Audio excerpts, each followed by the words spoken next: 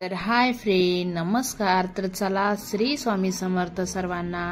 तर चला, खूप छान आज आपण काय बनवणार आहे. तर चला, चटपटीत आणि असं झटपट होणारं. तर चला, मी इथं साहित्य काढून घेतलेलं आहे. हिरवी मिरची, लसण आणि इथं बटाटे घेतलेले आहे. उकडलेले बटाटे आहे ते मॅशरने आपल्याला मॅश करून घ्यायचे.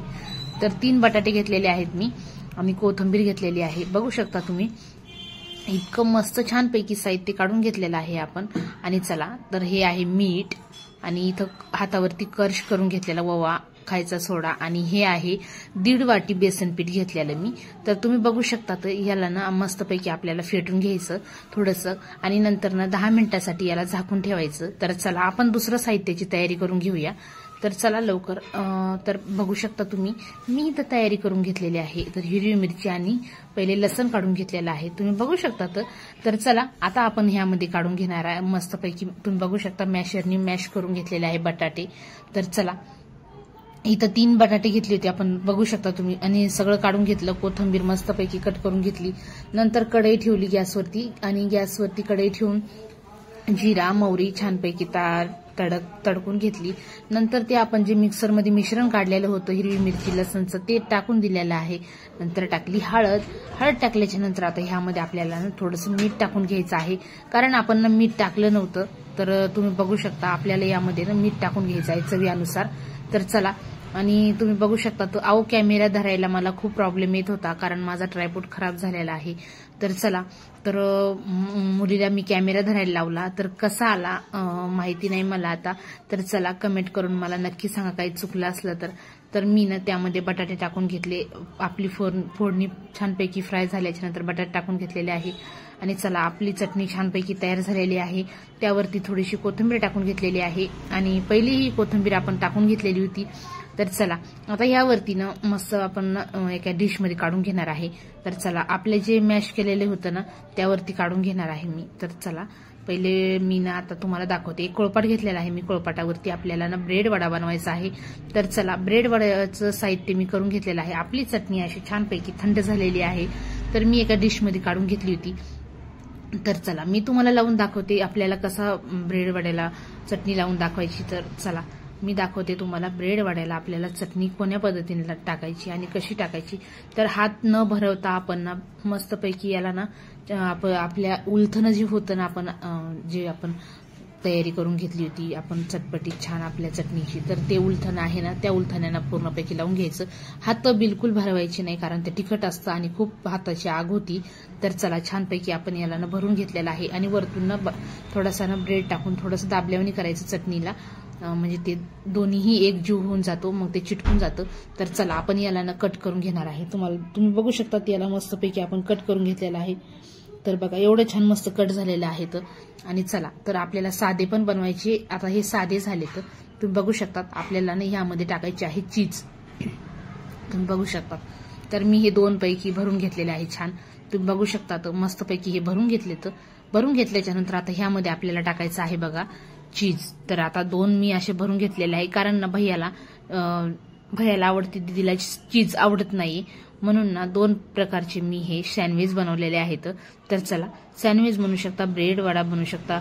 तर चला, कोणी कटलेसही बोलतो याला.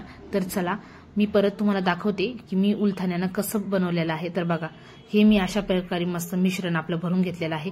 आजूबाजूचं व्यवस्थित आपल्याला हे करून घ्यायचं. आणि चला, तर मी तुम्हाला दाखवते. आता आपल्याला चीज टाकायची आहे यामध्ये. तर चला, मस्तपैकी मी चीज तयारी करून घेतली चीजची. आणि चीज आपल्याला हे मी आयतेच आणलेलं होतं. तर मस्तपैकी यावरती ठेवून द्यायचं असं छानपैकी.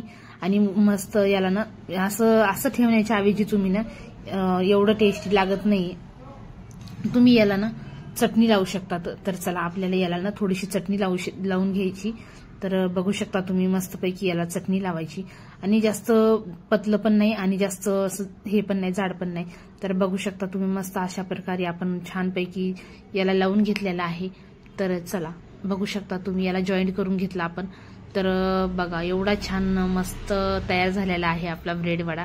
आणि इतका छान होतो ना, खूप छान होतो, मुलांसाठी खूप छान आहे. तर चला, छोटे मोठे सर्वांना आवडतो. आणि चला, सुट्टीच्या दिवशी तर तुम्ही नक्कीच हे बनवून बघा आणि कसा झाला ब्रेड वडा मला नक्की सांगा. तर चला, बघा मी ही चीज टाकून कट करून घेतलेला आहे. तर बघू शकता तुम्ही मस्तपैकी आपला असा खमंग आणि असा टेस्टी ब्रेड वडा तयार आहे.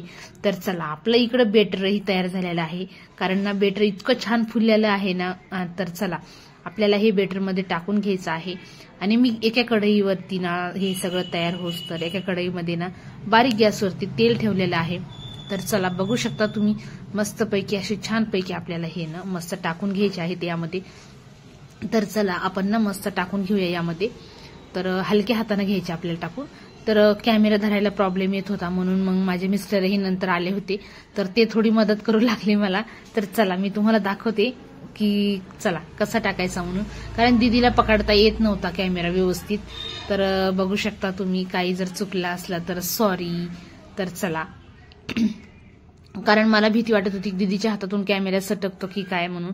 तर चला अशा पद्धतीने छानपैकी मी दोन्ही ब्रेड वडे टाकून घेतलेले आहेत आणि मीडियम गॅसवरती मस्त होऊ द्यायची याला. तर तुम्ही बघू शकता तर मीडियम गॅसवरती छानपैकी मी होऊ देत आहे याला. तर बघा आपले मस्त असे खमंग आणि वास इतका छान यायलाय ना खमंग. तर चला तुम्ही नक्कीच बनवा. आपले ब्रेड वडे तयार झालेले आहेत. तर चला पूर्णपैकी आपल्याला ना हे सगळे तयार करून घ्यायचे आहेत. तुम्ही बघू शकता.